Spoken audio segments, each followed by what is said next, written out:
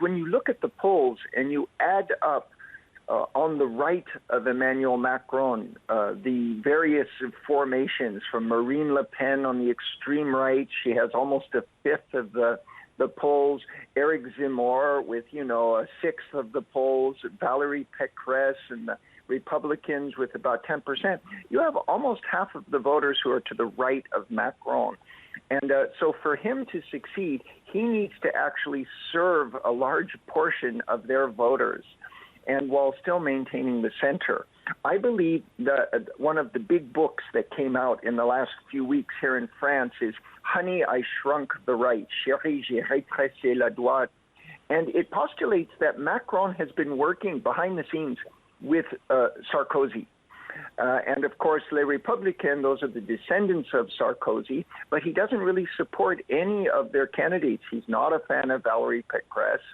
And it's possible that he's going to throw his support behind Macron, and that would give Macron what he needs from the right. He needs 10, 20% of the vote on the right. Meanwhile, Macron can abandon the extreme right, the Eric Zemmour, the Marine Le Pen, and prepare to confront them in the second round.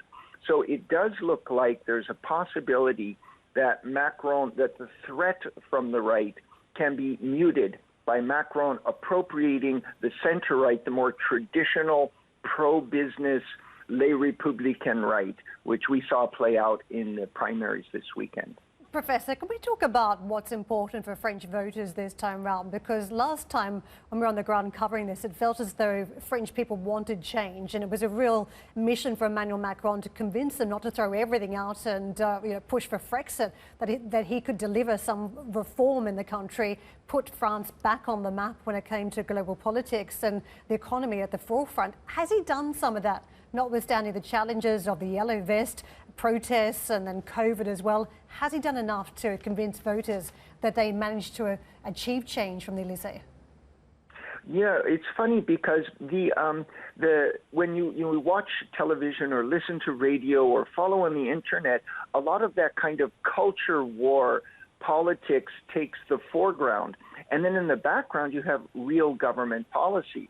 And on real government policy, he's been quite successful at curbing inflation until now, as France and Europe is absorbing all of the trillions of US dollars flooding into the economy. He's managed to curb inflation, maintain somewhat stable unemployment, keep France competitive in certain domains, reduce taxes, which is one of kind of the pro-business stances that Macron, as a former finance minister, represents, and offer money for startups and entrepreneurs, and try to protect some of France's traditional businesses, selling French arms.